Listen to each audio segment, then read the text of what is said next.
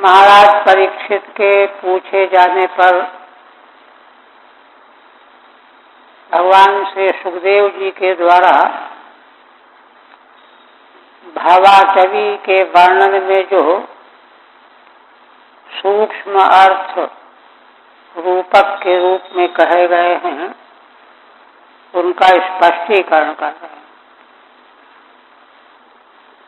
अर्थात उस वर्णन के तात्पर्य का निरूपण कर रहे हैं। 13 तक हुआ था ना। उसी प्रसंग में भवाटवी में पड़े हुए जीव समुदाय जो भगवान की माया के द्वारा आकृष्ट होकर के डाल दिए गए हैं, इस अशुभम भवाटवी मार्ग में उनको नाना प्रकार के क्लेश उठाने पड़ रहे हैं। क्या क्या करना पड़ रहा है, देखना पड़ रहा है, यह वर्णन करते हुए पुनः कहते हैं, यदा कि पर बाधयान्ध आत्मने नोपनमति तदा ही पितृपुत्र बर्हिष्मतः पितृपुत्रान् वा सा खलु भक्षयति। भवाटवी में पड़ा हुआ जीव जब दूसरे के द्वारा बाधा पहुंचाने के कारण उसके अपने लिए अन्न प्राप्त नहीं होता।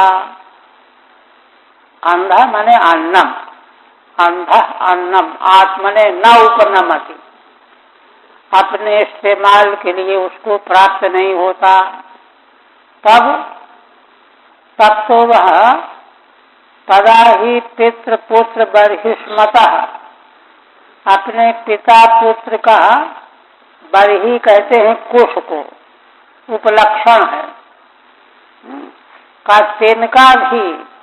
मान लीजिए पिता ने किसी को अन्न दे रखा है उधार के रूप में कि हम 1 वर्ष के अंत में दे देंगे बढ़ा करके, तो उसको वह पितृपुत्रान् वा सा खलु भक्षयति, तो जिसको दिया हुआ है पिता के द्वारा अन्न, तो उससे वह दपट करके, छीन करके, डांट करके उससे वसूल करना चाहता है। इसके लिए मारपीट तक करने लगता है। अथवा अत्यल्प अन्न होने पर पिता और पुत्रादिकों की उपेक्षा करके उनके भाग का भी अन्न खा जाता है। सा खलु भक्षयति। परस्परम चालशते निरंधः इत्येतद् व्याचष्टे। पूर्व अध्याय में अन्न रहित होने पर एक दूसरे से व्यवहार जोड़ता है, यह जो कथन था उसकी व्याख्या करते हैं। यदात्विति अंधो अन्नम नोपनमति न उपतिष्ठति, खाने भर को अन्न नहीं मिलता। तब पितृपुत्राणाम बर्हि कुशः, पिता पुत्रादिकों का कुश भी तद्वतः, माने केवल उतना ही है जिसके पास। पितु पुत्राणाम वा कुशादित्रण मात्रमपि, अथवा पिता पुत्रादिकों का कुशादि तृण के बराबर भी जो अन्न होता है, ये सुपश्यति, जिनमें देखता है, तान भक्षयति बाधते इत्यर्थः, उन्हीं को खा जाने को तैयार हो जाता है। दे दो हमारा वापस, चाहे कहीं से लाके दो, नहीं तो हम खा जाएंगे। पितृपुत्र बर्हिष्ठान इति तो पाठ सुगमा, सुगम पाठ श्रीधर स्वामी कहते हैं पितृपुत्र बर्हिष्ठान माने उनसे संबंधित जो कोई भी धन अन्न वस्तु कुछ भी। फिर कहते हैं क्वचित आसाद्य गृहम दावत प्रियार्थ विधुर्मसुखो दर्कम शोकाग्निना दह्यमानो भ्रशम निर्वेदमुपगच्छति। कभी इधर उधर से आया बाहर से और घर में आ गया, किंतु घर उसको ऐसा लगता है कि धधकती हुई दावाग्नि है, क्योंकि वहाँ की मुसीबतों से परिचित है वह, है ना। घर तो आश्रम कहा जाता है। आश्रम माने आश्रम में से यत्र, जहाँ पर व्यक्ति बाहर से आकर के विश्राम करे, वो आश्रम है।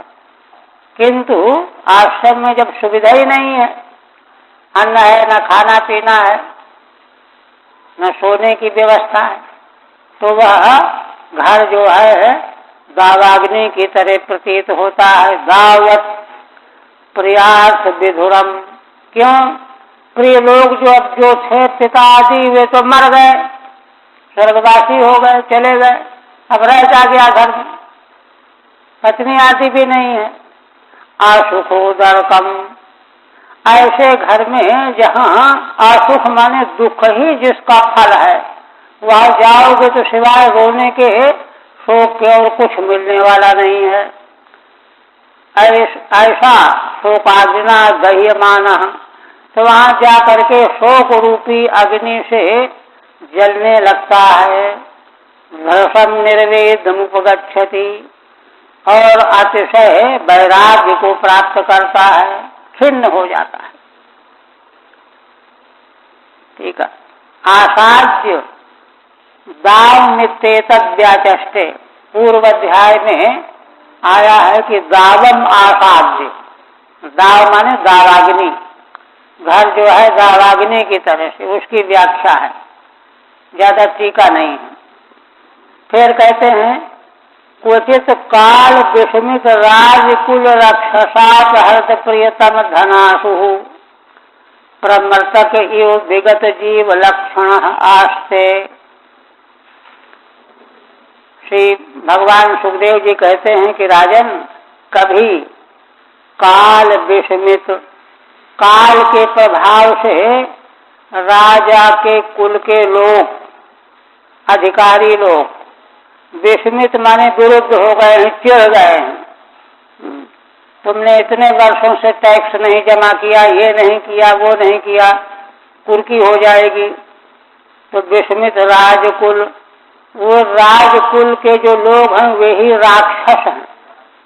राक्षसा प्रहत प्रियतम धनासु, वे कुर्की करके उसका धन छीन लेते हैं, और यह मानो उसका प्रियतम प्राण ही है, क्योंकि उसकी वस्तु धन संपत्ति ही प्राण है। तो ऐसा हो जाता है, माने जिसका प्रियतम धन रूपी प्राण छीन लिया गया है राज कर्मचारियों के द्वारा, ऐसा हो जाता है। और ऐसा होकर के फिर क्या करता है? प्रमर्तक इव विगत जीव लक्षण आस्ते, अब तो लगता है कि मानो वह जीवित ही नहीं है, मर गया है ना। जीव का लक्षण ही नहीं रह जाता उसमें, विगत जीव लक्षण आस्ते, ऐसा रह जाता है।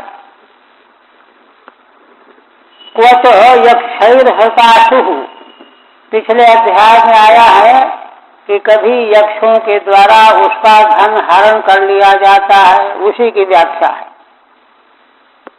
क्वचित कालेन विषमितम प्रतिकूलताम नीतम यद राजकुलम, कभी किसी समय राज परिवार के लोग प्रतिकूल हो जाते हैं, चिढ़ जाते हैं। प्रतिकूलताम नीतम यद राजकुलम तदेव रक्षा, ऐसा जो राजकुल है वही राक्षस हैं। तेन अपहरता, उसी के द्वारा, राजकुल के द्वारा अपहृत कर लिया जाता है।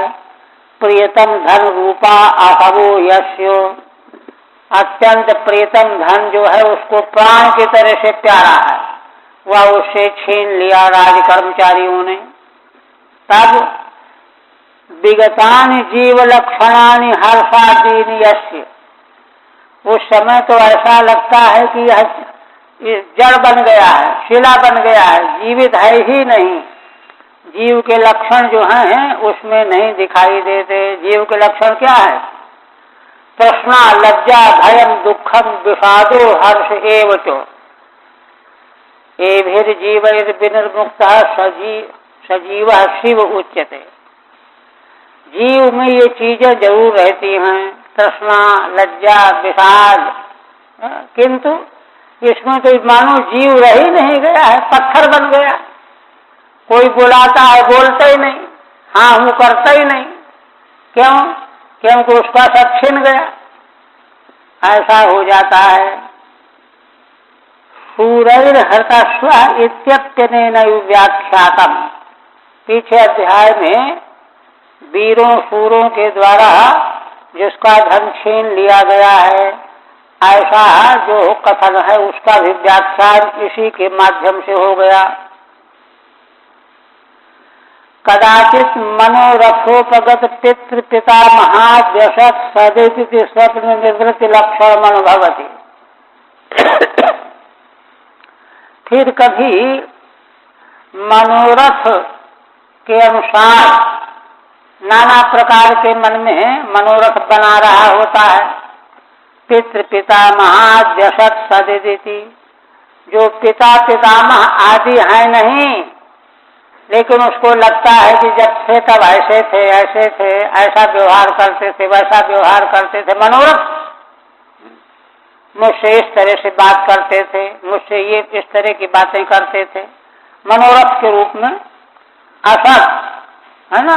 और उसको अनुभव हो रहा है कि मानो वे मौजूद है नहीं। इति स्वप्न निवृत्ति लक्षण, यह उसका चिंतन मनोरथ जो है स्वप्न की तरह से है।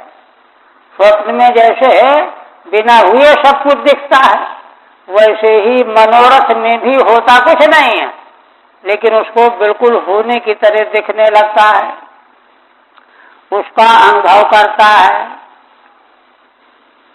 क्वचिच्च गंधर्वपुरम प्रविष्टः इत्येतद् व्याचष्टे। पिछले अध्याय में कहा गया है कि कभी गंधर्वपुर में प्रवेश कर जाता है। यह जो कथन है उसी की व्याख्या है यह श्लोक में। कदाचित मनोरथ प्राप्तम पित्रादि यद असदेव सदिति मत्वा। पिता पितामह आदि जो हैं तो नहीं असत हैं, किंतु सत की तरह से मान करके देखने लगता है कि हैं।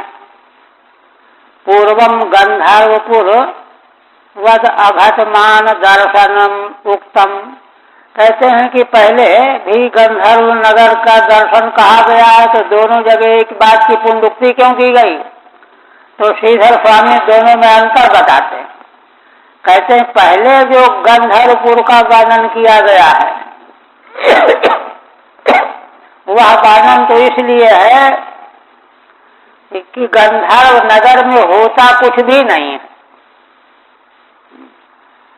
अघट मानम उक्तम, उसी का वर्णन किया गया। इदानीम तन्निमित्त सुखा शक्ति रुच्यते। अब इस समय उसी को निमित्त मान करके सुख की आसक्ति। पिता पितामह आदि जब जीवित थे तो उनके संपर्क से जो सुख मिला था उस सुख में इतनी आसक्ति बन गई है कि फिर से वह उस सुख का अनुभव करने लगता है। ये दोनों में भेद है वर्णन में। इति भेदा। फिर कहते हैं क्वचित गृहाश्रम कर्म चोदनाति भर गिरि मारुक्षर आरुक्षमाणु लोकव्यसन कर्षित मनाः कंटक शर्करा क्षेत्रम प्रविशन निषीदति। भगवान सुखदेव जी कहते हैं कि राजन फिर कभी है ना गृहाश्रम कर्म चोदनाति भर गिरिम। गृहस्थाश्रम में वेद शास्त्र के अनुसार जो प्रवृत्ति धर्म का वर्णन किया गया है बड़ा विस्तृत है।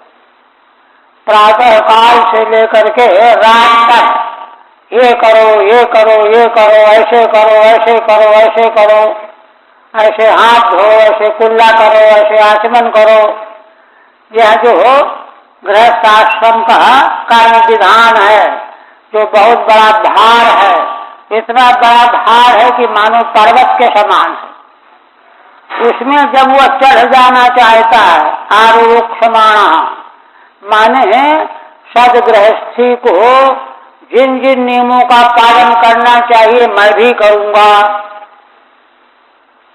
उत्साहित होता है और लग जाता है करने में। किंतु जब करना शुरू करता है तब उसको पता चलता है कि अरे भाई ये तो बड़ा कठिन है। आरुक्षमाणा माने गृहस्थ आश्रम के कर्म के भार वाले पर्वत पर चढ़ना तो चाहता है कि मैं भी वैसे ही करूं, किंतु लोकव्यसन कर्षित मना, जब ऐसी चेष्टा करता है तो इतने क्लेश उसको मिलते हैं कि मन उसका गिर जाता है, कर्षित हो जाता है, अरे भाई हमारे बस का नहीं है, ढीला पड़ जाता है। कैसे? कंटक शर्करा क्षेत्रम प्रविशन्नि उषीदति, जैसे ऐसे स्थान में पहुंच गया हो जहां कांटे, शर्करा, बालू, रेत, ऐसे जगह में प्रवेश कर गया हो जहां चलना मुश्किल हो, ऐसे प्रवेश में पहुंचे हुए की तरह से दुखी हो जाता है। चलन क्वचित तेतद व्याचष्टे, पिछले अध्याय में कभी पर्वत पर चढ़ाई करने लगता है, उसी की व्याख्या है।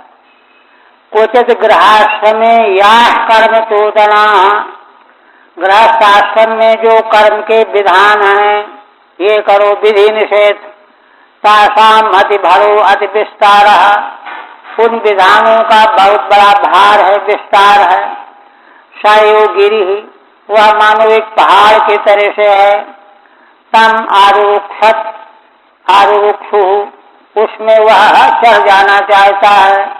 तदंतम गंतुमिच्छन, है ना, उसमें पूरे तरह से नियमों का पालन करना चाहता है, किंतु घबरा जाता है, थक जाता है। क्वचित दूषहेन कायाभ्यंतर बंधिना गृहीत सारा स्वकुटुम्बाय क्रुध्यति, कभी जो है दूषह उदर की जो जठराग्नि है, कायाभ्यंतर अग्नि, जठराग्नि, भूख, उसके द्वारा जो बड़ी असहनीय है, उसकी सारी शक्ति खत्म हो जाती है और उस समय उससे कोई सीधे मुंह बात करने लगता है तो क्रोध कर बैठता है। स्वकुटुम्बाय क्रुध्यति,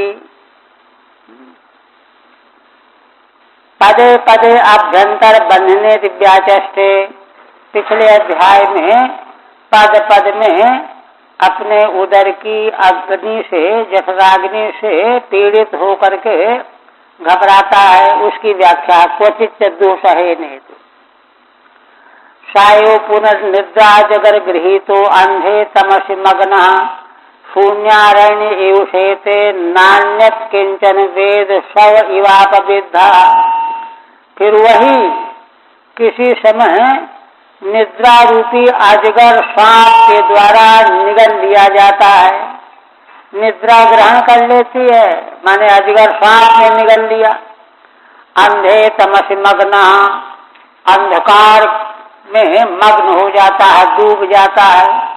शून्यारण्य उषेते, जैसे शून्य जंगल में सो गया हो निद्रा में। नान्यत किंचन वेद, वह किसी दूसरी वस्तु को जानता ही नहीं है। स्व इवापविद्धा, स्व की तरह से, प्राणहीन लाश की तरह से निश्चेष्ट बना रहता है। क्वचित निगीर्णम इत्येतद् व्याचष्टे, पूर्व अध्याय में क्वचित निगीर्ण अजगरादिना, उसी की व्याख्या है। कदाचित भग्नमान दंष्टो दुर्जन दंड शूकैः अलब्ध निद्राक्षणो व्यथित हृदयेन अनुक्षीयमाण विज्ञानोन्धकूपे अन्धवत् पतति। पुनः कहते हैं कि कभी है ना, मान सम्मान की दाढ़ होती है ना, और वह मान रूपी दाढ़ दंसा किसी ने जो है उसको तोड़ डाला। अब कौन तोड़ेगा? तो दुर्जन दंड सूख ही, दुर्जन रूपी जो दंड सूख, दांत काटने वाले मच्छर, मक्खी मच्छर आदि, उन दुर्जनों के द्वारा उसको इतना पददलित किया गया, तिरस्कृत किया गया कि जो अहंकार रूपी दाल थी वो टूट गई। उसको आटा डाल के भाव का पता चल गया। मैंने स्वयं भी दूसरों के प्रति ऐसा व्यवहार करता है ना, आज उसको सवा शेर मिल गया। तो इसलिए उसने ऐसा लगा कि उसका जो मान रूपी दाल थी वह टूट फूट गई। अलग निद्राक्षण, अब इतना अपमान तो कभी नहीं देखा था उसने। अब उसको रात्रि में निद्रा भी नहीं आ रही, नींद उड़ गई। व्यथित हृदय न, हृदय बड़ा व्यथित हो गया, बड़ा अपमान हुआ, तिरस्कार हुआ। अमुक्षीयमान विज्ञान, और उसका विज्ञान धीरे धीरे क्षीण होने लगा। अंधकूपे अंधवत पतति, अंधा आदमी जैसे अंधेरे कुएं में गिर पड़े ऐसे ही वह गिर पड़ता है।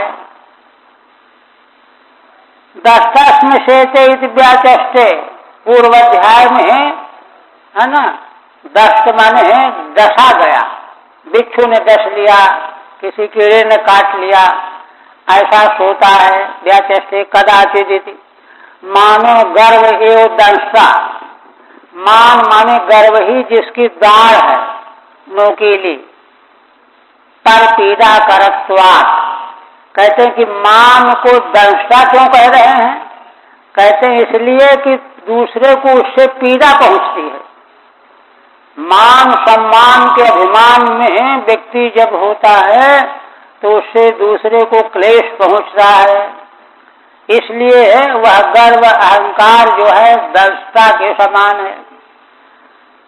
भगना मान दंष्टा यश, लेकिन दूसरा कोई आया है, तू क्या है मेरे सामने, उसके जो है घमंड को चूर कर दिया, इसलिए मान दंष्टा उसकी टूट गई।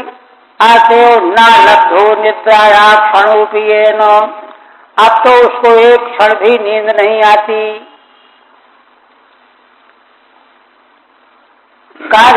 करहिष्यत स्म काम मधुलवान विचिन्वन यदा परदार पर द्रव्यान्यवरुन्धानो राज्याश्वानिभिर्वा निहता पतत्य पारे निरये। फिर कहते हैं कि कभी काम मधुलवान, भोगों के मधु माने मीठे काम, तिनके किनकी, उनको जब ढूंढता फिरता है चारों ओर, कहीं कुछ मिल जाए, भोग मिल जाए, और इसीलिए परदार परद्रव्यान्य वरुन्धाना, दूसरे की स्त्री दूसरे के धन पर आंख लगा देता है, हड़प लेना चाहता है। उस समय क्या होता है? राज्या स्वामिर्वा, जिसका धन है, जिसकी स्त्री है, तो उसका स्वामी जो है उसको दंडित करता है या राजा दंड देता है। नियता पतत्य पारे निरये, अब तो वह अपार नरक में गिर जाता है। कैश्चित् स्म क्षुद्र सामित्य तद व्याचष्टे, पूर्व श्लोक में, पूर्व अध्याय में श्लोक है क्षुद्र रस। क्षुद्र रस का मतलब मामूली सुख की वस्तु, उनको चाहता है। करहिचित् स्म कामम मधुलवान, कामनाओं के मीठे लव कण किनके, उन्हीं को चाटना चाहता है। यदा निहतो भवति तदा तद्देव निरये पतति, तो राजा के द्वारा यह जिसकी वस्तु चाहता है उसके द्वारा वह निहत होता है, नरक चला जाता है। अथ च तस्माद् भयसात् ही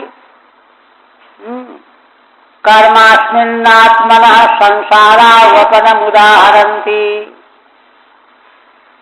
भगवान सुखदेव जी कहते हैं कि हे राजन, इसीलिए उभय थापि, दोनों तरह से भी, चाहे वैदिक कर्म किए जाएं चाहे लौकिक कर्म किए जाएं, दोनों प्रकार का कर्म जो है आत्मा को संसार में ही ले जाने वाला है। संसारा वपनम उदाहरन्ति।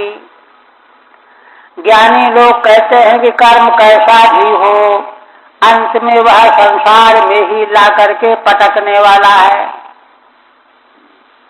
प्रसंगात् प्रवृत्तस्य कर्मणा संसार हेतुत्वं स्फुटयति।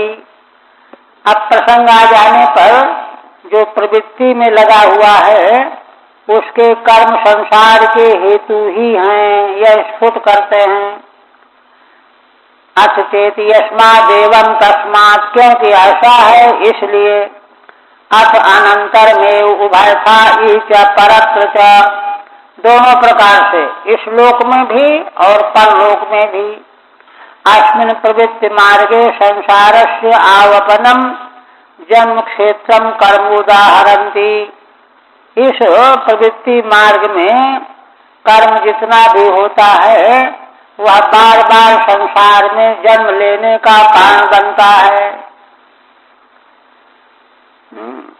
मुक्तस्ततो यदि बंधात् देवदत्ता उपाच्छिनत्ति।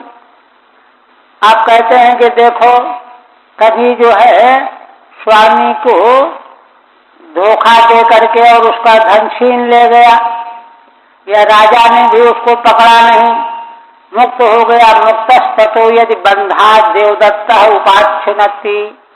तो बंध से मुक्त हो जाने पर जो वस्तु हड़प के ले गया है तो उससे देवदत्त छीन ले जाता है, दूसरा छीन लेता है। और तस्मादपि, और उससे फिर अपना छीन लेगा तो कहते नहीं, उससे तीसरा छीन ले गया। तस्माद विष्णुमित्र इत्यनवस्थिति ही। संसार के पदार्थों की इस प्रकार की दुर्दशा है, एक जगह कहीं ठहरते ही नहीं है। अवस्थिति जो है निश्चित नहीं है। वही कहते हैं तत्राच कृच्छ्राच प्रतिलब्धमाना इत्येतद् व्याचष्टे। बड़ी कठिनाई से अगर वह बच गया, सम्मान बना रह गया, तो उस पर कहते हैं मुक्त इति। यदि बंधान मुक्तो भवति, अगर बंधन से मुक्त हो गया, कोई पकड़ न पाया, तभी ततः सकाशाद अन्यो हरति, और वह दूसरे की स्त्री या धन को हड़प लाया तो भी उसके पास नहीं रहने पाएगा, दूसरा हरण कर लेगा और दूसरे से भी तीसरा ले लेगा। तस्मादत्यन्यः न त्वसौ भोक्तुम लभते इत्यर्थः। माने यह जो हड़प करके लाया था यह उसका भोग नहीं प्राप्त कर पाएगा। फिर कहते हैं क्वचित शीत बाताजनेकादि दैविक भौतिकात्मीयानाम दशानाम प्रतिनिवारणे अकल्पो दुरंत चिंतया विषण्ण आशते। कभी शीत, ठंडा, बात, हवा और आदि से उष्णता, गर्मी, अनेकों प्रकार के आधिदैविक और आदि भौतिक दूसरे प्राणियों से मिलने वाले दुख, आत्मी माने आध्यात्मिक, इन अवस्थाओं को प्राप्त करता है प्रतिनिवारणे अकल्पः, उनसे अपने को बचाने में असमर्थ पाता है, व्यवस्था नहीं है। दुरंत चिंतया विषण्ण आस्ते, तब तो बड़ी भारी चिंता से ग्रस्त हो करके, उदास हो करके बैठा रहता है, क्या करूं, कहाँ जाऊं, कैसे हो। क्वचित शीता तपेत्येतद् व्याचष्टे, पूर्व अध्याय में सीता तप इत्यादि वाला श्लोक की व्याख्या है यह। क्वचित चेति सीता अनेका आधिदैविकाद्या या दशाः, शीतादि अनेक प्रकार की आधिदैविक आदि जो दशाएं हैं, अवस्थाएं हैं, दुखावस्था तासाम, उनके आ जाने पर उनका प्रतिकार करने में सक्षम तो होता नहीं, चिंतित हो करके बैठा रह जाता है। क्वचिन मिथो व्यवहरन यत् किंचित धनम अन्येभ्यो वा काचिनका मात्रमप्यप्यहन यत् किंचित वा विद्वेषमेति वित्त साक्षात्। आप कहते हैं कि जब नाना प्रकार की आवश्यकताएं पूरी नहीं कर पाता तो आपस में अपने जैसे दूसरे लोगों से मिल करके धंधा शुरू करता है, मिल करके दुकान चलाएंगे, व्यापार कोई करेंगे। और वहां क्या होता है, मिथो व्यवहारन यत् किंचित धनम अन्येभ्यो वा, थोड़ा बहुत धन काचिनका माने एक दमड़ी भर भी, मात्रम अप्यपहरन उसको छिपा लेता है, अपहरण कर लेता है बचा करके, वो समझ नहीं पाता और वो उसका अपहरण कर लेता है। अपहरण वा यत् किंचित, अथवा जितना कितना भी 200-400 समझ लीजिए, तब उससे क्या होता है, विद्वेष में वित्त साक्षात, धन की सठता करने से विद्वेष हो जाता है, दुश्मनी बन जाती है। वो आलोचना करने लगता है, ये विश्वास करने लायक नहीं है, ये बड़ा झूठा है, ठग है, ऐसा करने लगता है। कुछ इन मिथा इत्येतद् व्याचष्टे, पिछले अध्याय में श्लोक की जो कहा गया उसकी व्याख्या है। कुछ इन मिथो यत् किंचित धनम व्यवहरन, धन को लेकर के है ना उद्यम व्यवहार करते करते समय काकिनिका मात्रम, काकिनिका माने विंशति कपर्दक मात्रम, 20 पैसे वही चवन्नी समझ लीजिए। ततोपि न्यूनम वा यत् किंचिद अपहरन विद्वेष में, अथवा उससे भी कम 2 ही आने, तो उससे विद्वेष बन जाता है, क्योंकि वो कार्य गलत है ना, है ना। अध्वन्यमुष्मिन् निमे उपसर्गा तथा सुख दुख राग द्वेष भयाभिमान प्रमादोन्माद शोक मोह लोभ मात्सर्य ईर्ष्यावमान क्षुत् पिपासाधि व्याधि जन्म जरा मरणादय। इसकी टीका रह गई क्या, हो गई? अच्छा, अब आगे भगवान सुखदेव जी कहते हैं कि राजन देखो, इस मार्ग में भवाटवी में इमे उपसर्गा, अभी तक जो हमने विघ्न बाधाएं कठिनाइयां बताई ये तो विघ्न है ही, किंतु इतना न समझना कि सब इतने ही हैं। ये तो वानगी मात्र। तथा सुख दुख राग द्वेष भय अभिमान प्रमाद उन्माद शोक मोह लोभ मात्सर्य, गिनती कितना मुश्किल है, ईर्ष्या अवमान क्षुत् पिपासा आधि व्याधि जन्म जरा मरणादय, ये सब भी व्याधाएं ही हैं, उपसर्ग ही हैं। आध्वनि अमुष्मिन् उर्कृच्छ वित्त बाधोपसर्गैः इत्युक्तान् उपसर्गान् प्रपंचयति। इस मार्ग में उरुकृच्छ बड़ी कठिनाइयां और वित्त की बाधाएं, ये उपसर्ग जो पहले कहे जा चुके हैं, उन उपसर्गों का यहाँ विस्तार पूर्वक निरूपण करते हैं। अध्वन्यमुष्मिन् में उरुकृच्छ वित्त बाधा दया, ये जो अब तक हमने गिनाए वर्णन किए है ना, क्लेश और धन की बाधाएं है ना, ये तो हैं ही, किंतु ये मत समझना कि इतने ही हैं, इनसे निपट लेंगे, और आगे हैं बहुत सारे। सुख दुख तथा सुख दुखादयश्च, सुख दुख आदि भी बाधाएं हैं, है ना। आप कहते हैं क्वाचि देव माया स्त्रिया भुजलतोपगूढ़ा प्रस्कन्न विवेक विज्ञानो यद विहार गृहारंभाकुल हृदय तदा आश्रयावसक्त शुद्ध दुहित्र कलत्र भाषितावलोक विचेष्टिता प्रहर्ष हृदय आत्मानम अजितात्मा पारे अंधे तमस प्रहिणोति।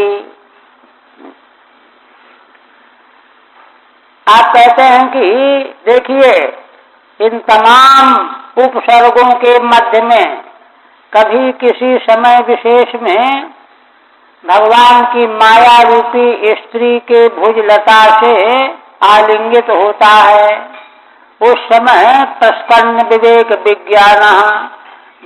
विज्ञान उसका नष्ट हो जाता है और तब वह सोचने लगता है यदि विहार गृहारंभा कुल हृदय, भाई अलग मकान चाहिए, तब वहाँ पर हम लोग आराम से रह सकेंगे, पति पत्नी बच्चे वगैरह, ये चिंता करने लगता है।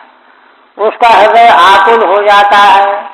तदा स्वयावशक्त सुत दुहित्र कलत्र भाषिता लोक विचेष्टता सहस हृदय, और उसी स्त्री के आश्रय से उत्पन्न होने वाले पुत्र पुत्रियां और दूसरी स्त्रियां, उनके भाषण, उनकी बातें, उनका अवलोकन, उनकी चेष्टाएं, यह सब देख करके उसका हृदय अत्यंत लट्टू हो जाता है और अपहत हृदय आत्मानम अजितात्मा अपारे अंधे तमस प्रहिणोति। यह तो अजितात्मा होता है, अपने आत्मा को माने अपने को अपार अंधकार में ढकेल देता है, पटक देता है।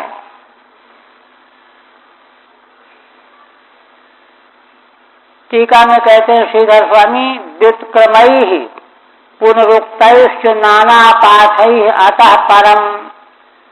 कहते हैं कि व्युत्क्रम करके और किन्हीं को दोबारा कह करके अनेक प्रकार के पाठ के द्वारा वर्णन किया गया। अब इसके बाद फिर कहते हैं दुर्गमोपि भवाध्वायम संप्रदायेन तीर्यते। इस प्रकार से यह संसार रूपी अध्वा भवाटवी बहुत ही दुर्गम है ना। इसके पार जाने का उपाय संप्रदाय है। संप्रदाय माने वैदिक संप्रदाय, वैदिक परंपरा। संप्रदाय का मतलब तथा कथित नहीं, उस मार्ग से जो है इसको पार किया जा सकता है। यह बात बताने के लिए पहले एक दृष्टांत दे रहे हैं। तत्र प्रसज्यति क्वापि इत्यादिना। प्रसज्यति यहाँ से लेकर के सिंहावलोकन न्याय न उक्तमर्थम अपकृष्य। सिंहावलोकन न्याय के द्वारा जो अर्थ पीछे कहाँ भी जा चुका है उसको फिर से लेकर के अपकर्षण करके क्रमेण व्याचष्टे क्रमशः उसकी व्याख्या करते हैं। क्वापि देव माया इति प्रस्पन्नम अपगतम विवेक विज्ञानम यस्य। स्त्री भुजलता में पहुंच करके उसका विवेक विज्ञान प्रस्पन्न हो जाता है। यस्या स्त्रिया विहार गृहम क्रीडा गृहम, जिस स्त्री के लिए क्रीडा घर बनाना चाहता है और कैसे बनावे, कहाँ से पैसा आवे, तदारंभे आकुलम हृदयम यस्य। इस योजना के लिए उसका हृदय आकुल रहने लगता है। अनेन प्रसज्यतीति व्याख्यातम। इस कथन के द्वारा उसकी प्रसज्यति माने विशेष आसक्ति, प्रकर्ष आसक्ति की व्याख्या की गई। तदा से इत्यादि व्याचष्टे। अब उसी के आश्रय से, स्त्री के आश्रय से, तस्या आश्रय आवश्यकता संलग्ना श्रुता, उसके आश्रय से है ना संलग्न होने वाले पुत्र, द्वितरश्च कन्याएं, कलत्रम च स्त्री, शैव स्त्री, तेषाम भाषितादि भी अपहृतम हृदयम यस्य, है ना, उनके भाषण आदि के द्वारा उसका हृदय अपहृत हो जाता है। प्रहिणोति प्रक्षिपति, और तब वह अपने अंतरात्मा को घोर अंधकार में डाल देता है। फिर कहते हैं कदाचित ईश्वरस्य भगवतो विष्णोश्चक्रात् परमाणुवादि द्विपरार्धापवर्ग कालोपलक्षणात् परिवर्तितेन वैसा रंगसा हरतः आब्रह्मत्रस्तंबादीनां भूतानां अनिमिषतो मिषतं वित्रस्त हृदयस्तमेवेश्वरं कालचक्र निजायुधं साक्षात् भगवन्तं यज्ञ पुरुषं अनादृत्य पाखंड देवता कंक ग्रद्ध बक बट प्राया आर्य समय परिहृता सांकेतेनाभिदत्ते। देखिए, यह भवाटवी का वर्णन दूसरे ढंग से भगवान सुखदेव जी ने आरंभ किया है, और इस आरंभ का आशय यह है कि इतनी कठिन परिस्थिति है, इसको पार करने के लिए वैदिक संप्रदाय ही एकमात्र मार्ग है, ये बताने के लिए कैसे देखते हैं।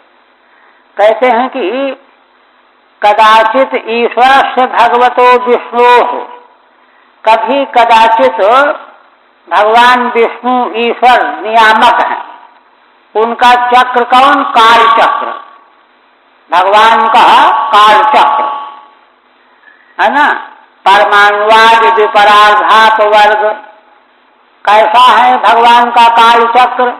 परमाणु सबसे छोटा टाइम है, समय। द्विपराग ब्रह्मा की आयु सबसे बड़ी, उसके बीच में दिन मास वर्ष वगैरह है ना। द्विपरार्धाप वर्ग कालोपलक्षणात्, इन कालों के टुकड़ों से अंश से जो उपलक्षित होता है, जिसका अनुमान होता है। परिवर्तनेन, और यह काल चक्र जो है सारे संसार को बदलता रहता है, तहस नहस करता रहता है, इधर से उधर, उधर से और उधर, है ना। इस स्कंद में कहा है ना, जैसे है ना तीक्ष्ण वायु आकाश में बादलों के झुंड को तितर बितर करके है ना सैकड़ों मील बाहर फेंक देती है, और उनको पता नहीं चलता कि हमको यहाँ कौन ले आया। वैसे ही भगवान का काल चक्र हम सब प्राणियों को, जीवों को इधर से उधर निरंतर करता रहता है। हम लोग कुछ जान नहीं पाते कि कैसे हो गया, ये कह रहे हैं। परिवर्तन का अनुमान कैसे होता? अवस्था से। शिशु जन्म लेता है, 1 साल, 2 साल, 5 साल, 10 साल, 20 साल, रंगसा हरता। यह जो अवस्था में जो परिवर्तन हो रहा है, ये काल चक्र का वेग है, तेजी। कितना तेजी से बदलता है सारे पदार्थों को। हरता ब्रह्मत्रण स्तंभादि नाम, ब्रह्मा से लेकर के तिनका और स्थावर तक सब कुछ काल भगवान के चपेट में है। ब्रह्मा से लेकर के तिनका तक कोई चीज स्वतंत्र नहीं है। भूतानाम अनिमिषतो मिषताम, वह काल स्वयं पलक नहीं बंद करता। पलक बंद करे तो इतनी देर काम रुक जाएगा, इसलिए निमेष नहीं। दूसरे जीव तो निमेष पलक बंद करते हैं। वित्रस्त हृदय, और यह सब देख करके, अनुमान करके, कल्पना करके वह गृहस्थी, उसका हृदय घबरा जाता है। अरे बाप रे, अब तो मरने का समय आ रहा है, अब तो मर जाएंगे।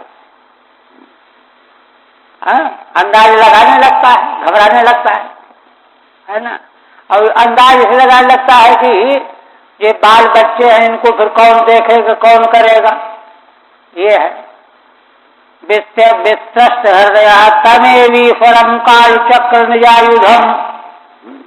देखिए, घबरा तो रहा है, किंतु उसको यह सोचना चाहिए कि जिन भगवान के द्वारा यह काल चक्र सब बदल रहा है, उन्हीं के चरणों का आश्रय लेना चाहिए। लेकिन मूर्खता क्या करता है? तमेव ईश्वरम काल चक्र निजायुधम साक्षात भगवंतम, काल चक्र जिनका अपना आयुध है भगवान का शास्त्र है, ऐसे जो साक्षात भगवान हैं, यज्ञ पुरुष जिनको वेद भगवान कहते हैं, उनका अनादर कर देता है। और क्या होता है? नई नई दुकानें खुली हुई हैं संसार में। पाखंड देवता, पाखंडियों ने कल्पित देवताओं को का प्रचार किया, बहुत प्रकार का। कहते हैं कैसे हैं वे देवता? कंक गृध बक बटक प्राया, कंक गीध बकुला, बट बटेर, ऐसे हैं। क्या गिनती है इनकी? इन कपोल कल्पित देवताओं की क्या सामर्थ्य है? इनका आश्रय लेता है, इनका आश्रय लेने से क्या उसको शांति मिलेगी? आयु समय परिहोता, कहते हैं आयु समय माने वैदिक परंपरा से जो अलग हैं, जिनको वैदिक परंपरा में कोई स्थान नहीं है। सांकेतेनाभिधत्ते, है ना, जो आगम बहिष्कृत कल्पित देवता हैं, उनका आश्रय लेता है। तो देखिए, आश्रय लिया और सत्यानाश का इंतजाम कर लिया, ये कहना है। क्वचित कदाचित हर चक्रदश कृष्ण, कभी कदाचित भगवान का चक्र कौन? काल चक्र, उससे घबराता रहता है। इसकी व्याख्या करते हैं कदाचित ईश्वरस्येति परमाणु आदि द्विपरागो अपवर्गो अंतः। परमाणु है आदि टुकड़ा काल का, और ब्रह्मा जी की द्विपराग आयु अंतिम, अपवर्ग, अपवर्ग मोक्ष अंतिम है। तदेव उपलक्षणम यस्य, यही जिसके उपलक्षण करने वाले हैं काल के। तस्मात् कालोपलक्षणादिति, है ना, काल के उपलक्षण से पृथक पदत्वेन पाठे काल स्वरूपादित्यर्थः। कालोपलक्षणात् अगर ऐसा पाठ कहीं है तो उसका अर्थ होगा काल स्वरूप से। भगवान का जो चक्र है काल स्वरूप, उससे घबरा जाता है। रन्यसा शीघ्रेण परिवर्तितेन परिभ्रमणेन, भगवान का जो काल चक्र है बहुत तेजी से घूमता है, कोई वस्तु इतनी तेजी घूम ही नहीं सकती।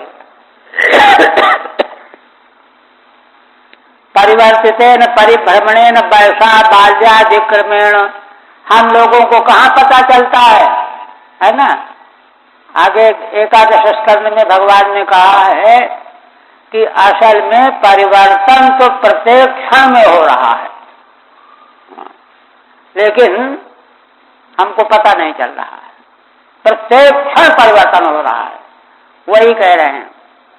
बाल्यादिक्रमेण ब्रह्मांडम अभिव्यात तृण स्तंभादीनि भूतानि, ब्रह्मा तक व्याप्ति हो करके तिनके और स्तंभ आदि प्राणियों तक हरतः चक्रतः सकाशात, उनका हरण करते हुए भगवान के काल चक्र के सकाश से वित्रस्त हृदय सन पाखंड देवता, घबराया हृदय वाला हो करके पाखंड देवताओं का आश्रय लेता है।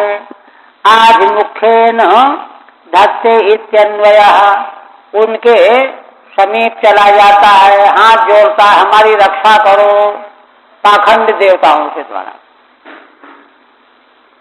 अनिमिषतो निमेष मकुर्वतः, काल भगवान को पलक नहीं बंद होती, तो पलक बंद नहीं करते।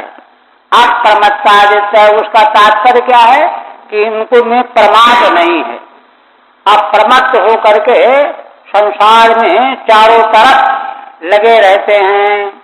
काल भगवान मिषताम प्रतिकर्तुम अशक्तानां इत्यर्थः, उन काल भगवान का जो परिवर्तन है उसका प्रतिकार कोई भी नहीं कर सकता विश्व में।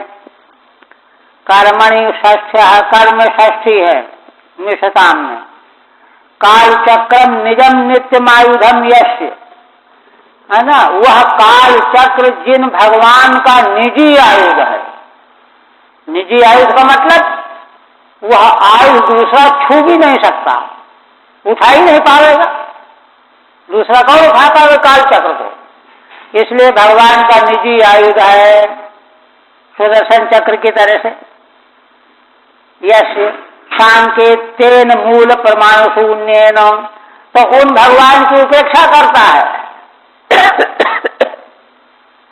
किंतु संकेत के द्वारा जिन देवताओं का उल्लेख किया है पाखंडियों ने, मूल प्रमाण शून्येन, मूल प्रमाण तो वेद है, वह प्रमाण जिनके बारे में नहीं है। मूल प्रमाण शून्येन पाखंडागमेन, पाखंडियों का आगम है, वो पाखंडियों के द्वारा परिकल्पित है, ऐसे का आश्रय लेते हैं। अच्छा, अब देखिए आश्रय लिया तो मिला क्या, आगे बता रहे हैं। यदा पाखंड भी आत्मवंचित ही तई उर्वंचिता, है ना।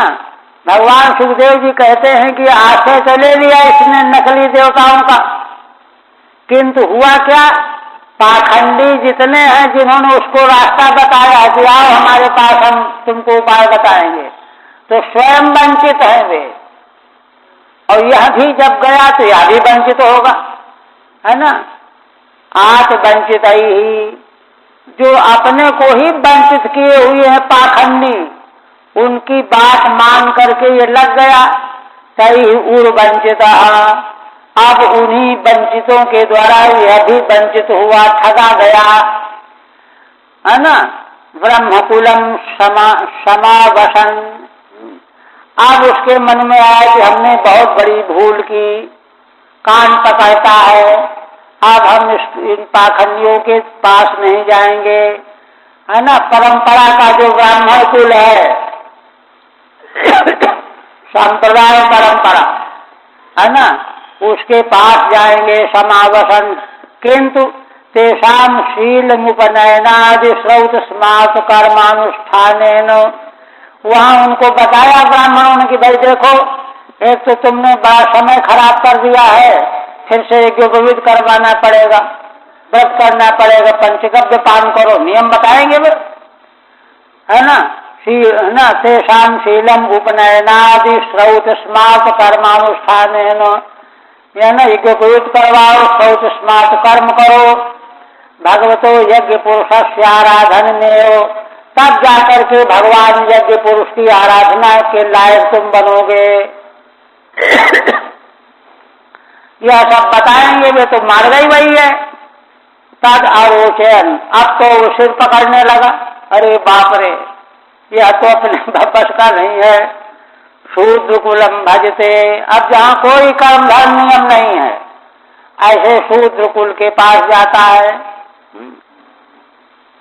निगमाचार्य अशुद्धितो यश, क्योंकि वैदिक कर्म का भाग 3 वर्ण में है, ब्राह्मण क्षत्रिय वैश्य, शूद्र तो अवैदिक है ना, इसलिए मैंने है तो भारतीय परंपरा में, लेकिन चौथे वर्ण को स्वीकार कर लिया। बस निगमाचार्य अशुद्धितो यश, जहाँ पर वैदिक आचार में अशुद्धि होने, क्योंकि वैदिक आचार कोई करना ही नहीं है, उसको प्राप्त कर लेता है, उसका आश्रय ले। यस्य मिथुनी भाव कुटुंब भरणम यथा बानर जाते हैं, शूद्र कुल कैसा है, जहाँ स्त्री पुरुष एक साथ रहना और अपने कुटुंब का भरण पोषण करना, जैसे बानर जाति में है, वहाँ कोई धर्म कर्म थोड़ा ही है, यही जो है उसको अच्छा लगने लगता है। तैर वंचिता इत्येतद् व्याचष्टे, उन पाखंडियों के द्वारा वह वंचित किया जाता है। यदात्वेति आत्मना वंचित ही उरु अधिकम वंचित सन, वो स्वयं वंचित थे जो पाखंडी थे, उनके द्वारा यह भी वंचित किया गया। तेषाम ब्राह्मणानाम यच्छीलम उपनयनादि, तब दौड़ लौट करके आया, ब्राह्मणों के पास गया, हमको उबारो, हम तुम्हारी शरण में आए हैं, तो कहा कि भाई ये करना पड़ेगा। शील उपनयनादि तद आरोचन शूद्रवत वर्तते। तब फिर जाना बंद कर दिया। कहता है कि हम शूद्र की तरह जी लेंगे अपना। शूद्रवत वर्तते निगमोक्ताचार्य अशुद्धता स्वस्थ शुद्ध भावात। निगम वेद में जो आचार कहा गया है उसमें अपने अशुद्धि से जो है शुद्धि होगी नहीं। यश शूद्र केवलम मिथुनी भाव। शूद्र कुल का क्या है? स्त्री पुरुष मिलकर के रहना, कुटुंब भरणम च व्यापारो नाग्निहोत्रादि, और भरण पोषण कुटुंब का परिवार का करो। अग्निहोत्रादिकों का कोई झंझट उनके यहाँ नहीं है। अच्छा, आप कहते हैं कि तत्सात निरवरोध स्वैरेण विरहन्नति कृपण बुद्धि अन्योन्य मुख निरीक्षणादिना ग्राम्य कर्मायु विस्मृत कालावधि। शूद्र कुल में भी रह करते निरवरोध स्वैरेण, वहाँ कोई नियम तो है नहीं, स्वच्छंद विहार करो। विहरन अति कृपण बुद्धि, उसकी बुद्धि अत्यंत कृपण माने दीन हो जाती है, विषय लंपट बन जाता है। अन्योन्य मुख निरीक्षणादिना, स्त्री पुरुष आपस में एक दूसरे को ही देखते रहते हैं। ग्राम में कर्मणयु विस्मृत कालावधि, गांव के जो कर्म हैं सुख भोग आदि, इसी में लगे रहने से उनके जीवन की काल की अवधि भूल जाता है कि अब मरना भी है। तज्जाति राशेन इत्यादि व्याचष्टे, पिछले अध्याय में तज्जाति राशेन मंत्र श्लोक कहा गया, उसी की व्याख्या है। तत्सात निरवरोधा प्रतिबंध रहता। शूद्र कुल में कोई प्रतिबंध नहीं कि ये खाना ये नहीं खाना, ये करना ये नहीं करना। स्वैरेण स्वेच्छया क्रीडन विस्मृत मृत्यु कालासन, स्वेच्छा पूर्वक विहार करता रहता है और इस प्रकार से मृत्यु का समय ही भूल जाता है। इसके बाद फिर कहते हैं क्वचित द्रुम वदैकार्थेषु गृहेषु रंस्यन् यथा बानरा सुतदार वत्सलो विवाय क्षण। कभी वृक्ष की तरह से जैसे बानर जाति वृक्षों में है तो कोई मकान थोड़े बनाते, आई को भोगों में लगे रहते हैं, खाओ पियो भोग भोगो।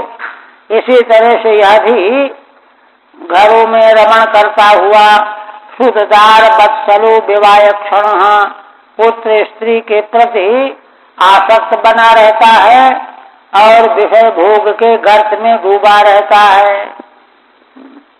द्रुमेशुरंशन तद व्याचष्टे, पिछले अध्याय में द्रुमेशुरंशन श्लोक है, उसी की व्याख्या है। क्वचित द्रुम वदिति विवाय क्षणो मैथुनोत्सवो भवति, केवल मात्र विवाह में ही लगा रहता है। एवं अध्वन्यवरुन्धानो मृत्यु गज भयात कमश गिरिकंदर प्राय। फिर कहते हैं कि इस प्रकार से संसार रूपी भवाटवी में फंसा हुआ यह जीव मृत्यु रूपी गज माने हाथी से भयभीत हो जाता है और तमस गिर कंदर प्राय, है ना, पर्वत की कंदरा के समान घोर अंधकार में डूब जाता है। क्वचित प्रमादादि इत्येतद् व्याचष्टे, कभी प्रमादादि का शिकार हो जाता है, इस श्लोक की व्याख्या करते हैं। एवं अध्वनि सुख दुखाद्य वरुन्धानो, इस प्रकार से भवाटवी के मार्ग में सुख दुख का अनुभव करता हुआ गिरि कंदर प्राय तमसी, पहाड़ की कंदरा के समान घोर अंधकार में पहुंच जाता है। रोगाद्यापदि पतती शेषा, गिर कंदरा का तात्पर्य है कि रोग लग जाता है, इसी आपत्ति में फंस जाता है। नाना प्रकार की औषधि करने पर भी लाभ नहीं होता। तब कुछ शीत बातात जनेक दैविक भौतिकात्मीयानाम दुखानाम प्रतिनिवारणे अकल्पः दुरंत विषय विषण्णास्ते। कहीं शीतलता, वायु और आदि से उष्णता, ये जो दैविक, भौतिक और आध्यात्मिक दुख हैं, इनका प्रतिनिवारण करने में अपने को असमर्थ पाता है। तब दुरंत विषय विषण्णास्ते, तब अत्यंत दुखी होकर के विषयाशा से विषण्ण होकर के ठहरता है, रह जाता है। क्वचित शीत बाचे इत्यादि पूर्वस्माद अधिकोक्ति ही। पूर्व में शीत बात इत्यादि जो कहा गया है, उससे यहाँ कुछ अधिक कहा जा रहा है। क्या? रोगाद्यापदि पतितः सन शीतादि क्लेश्यन नास्ते इत्यर्थः। रोग आदि आपत्तियों में पड़ा हुआ है तो रोगी आदमी को सर्दी भी ज्यादा लगती, गर्मी भी ज्यादा लगती है, ये विशेष है। क्लेश्यन नास्ते इत्यर्थः, क्लेश भोगता हुआ ठहरा रहता है। क्वचिन मिथो व्यवहरत व्यवहरन यत् किंचित धनमुपयात वित्त साक्ष्येन। कभी आपस में मिल करके व्यवहार करता है उद्यम आदि, तो वित्त की सठता से कुछ धन पा जाता है। तदेवं सिंहावलोकन न्यायेन उक्तमर्थम यथास्थानमपकृष्य। श्रीधर स्वामी कहते हैं कि सिंहावलोकन न्याय से पहले जो अर्थ कहा गया है उसको यथास्थान खींच करके फिर से कहा जा रहा है। व्याख्याय क्रमस्थ अनुवर्तयितुम, अब क्रम के स्थित अर्थ का अनुवर्तन करते हुए पूर्वोक्त मेवानुवदति, पूर्व में जो बात कही गई है उसका अनुवाद कर रहे हैं। वित्त साक्ष्येन कदाचित यत् किंचित धनम उपयाति, है ना, वित्त की सठता के द्वारा थोड़ा बहुत पैसा इकट्ठा कर लेता है, पा जाता है। क्वचित क्षीण धन शय्यासनासना दुभोग विहीन, और कभी धन क्षीण हो जाता है तो शय्या, आसन और भोजन आदि उपभोग से रहित हो जाता है।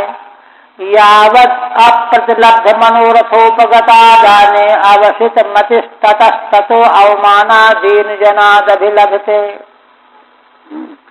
और जब उसका मनोरथ पूरा नहीं होता है ना, दूसरों से भी याचना करता है, हमको दे दो, हम 2 महीने में दे देंगे।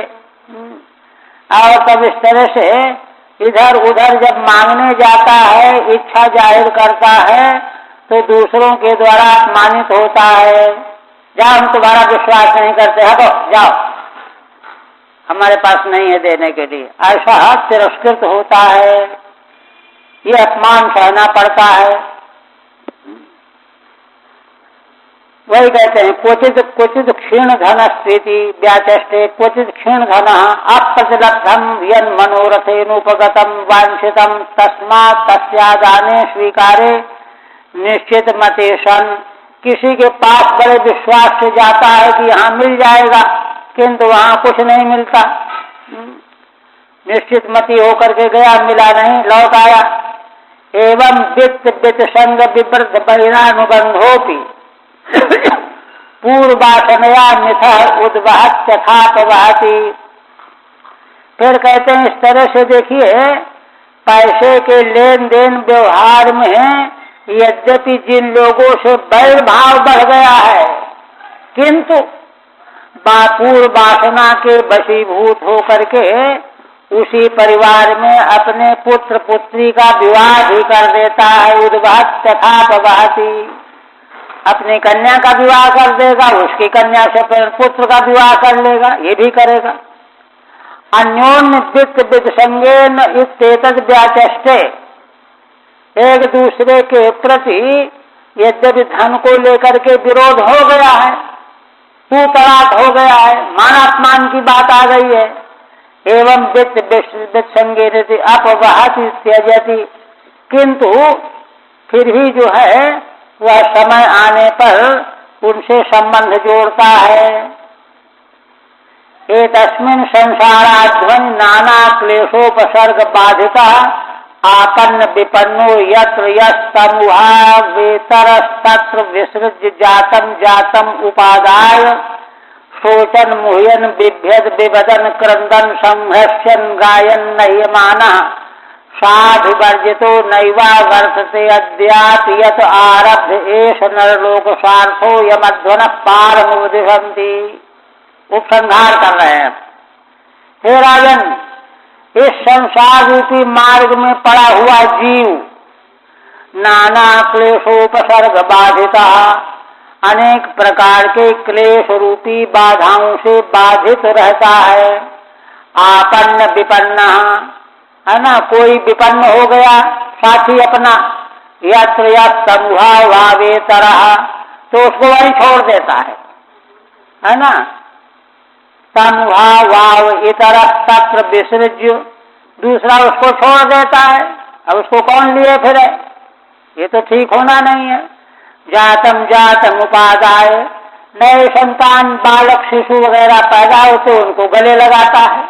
जो मर गया उसको मर गया, जो पैदा हो गया उसको गले लगाया।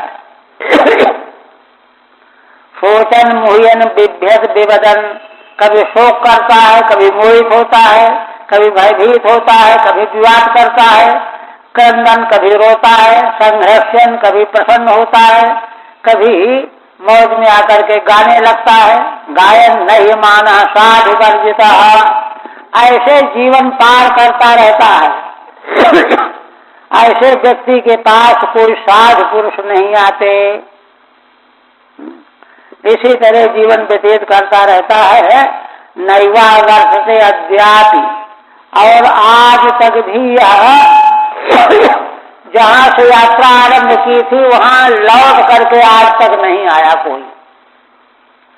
यत आरब्ध एष नरलोक सार्था, मनुष्य लोक के साथ में जहाँ से इसने यात्रा आरंभ की थी आज तक एक भी लौट करके नहीं आया।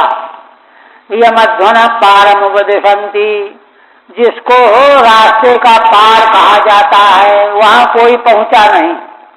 जहाँ से चला वहाँ लौट के आया नहीं, और अंतिम जो रास्ते का अंत है वहाँ भी कोई पहुँचा नहीं, बीच में भटक रहे हैं। कहते हैं आध्वर्यमुष्मिन् इत्यादि व्याचष्टे एतस्मिन् नीति। फिर व्याख्या करते हैं एतस्मिन् नीति।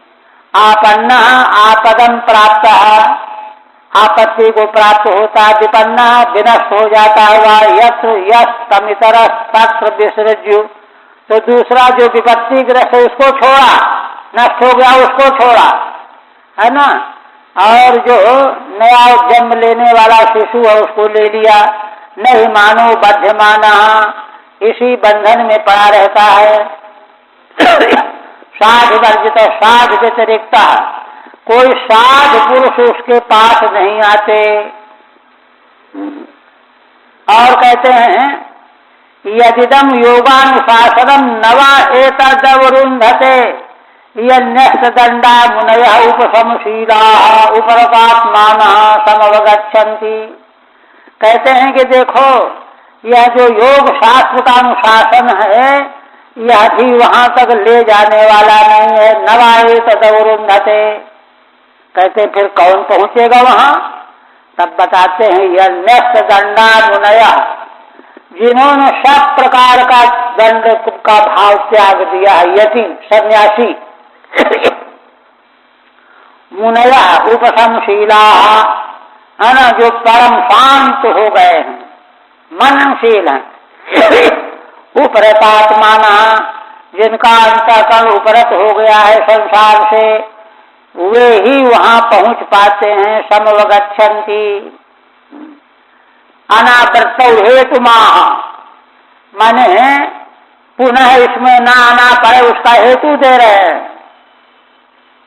यति लोग सन्यासी। कहते हैं यद्यपि दिग् विजय न यज्ञिनो ये वही राजर्षय केंद्र परम मृधे भैरन, अस्यामेव ममेयमिति कृत बहिरानुबंधा यान विसृज स्वयं प्रसंघता। कहते हैं कि जो दिशाओं को जीतने वाले हैं दिग्विजयी, यज्ञिनः माने यज्ञ करने वाले राजर्षि, वे भी युद्ध में मारे जाकर के सो जाते हैं। मृधे शरीरन अस्यामेयमिति, इस पृथ्वी में ही जिसको ये कहते हैं कि मेरी है तुम्हारी नहीं है, इसी के लिए युद्ध में मारे जाते हैं, है ना।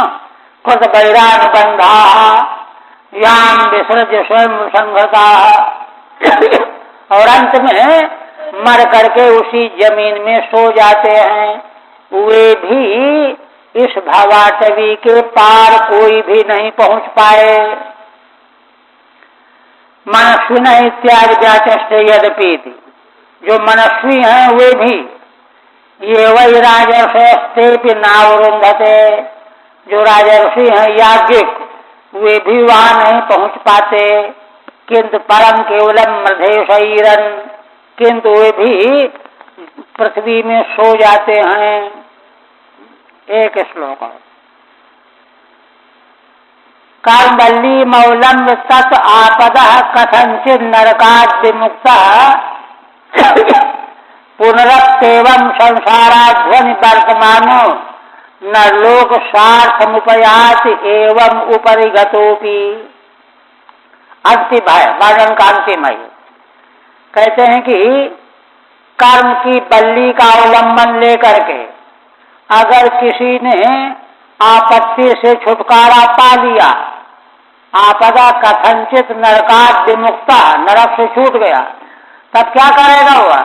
पुनरप्येवं संसाराध्वनि वर्तमानः, तो आपत्ति से छूट करके फिर संसार में चल पड़ता है। न लोक स्वार्थमुपयाति, दूसरे जीवों के साथ चलने लगता है ना।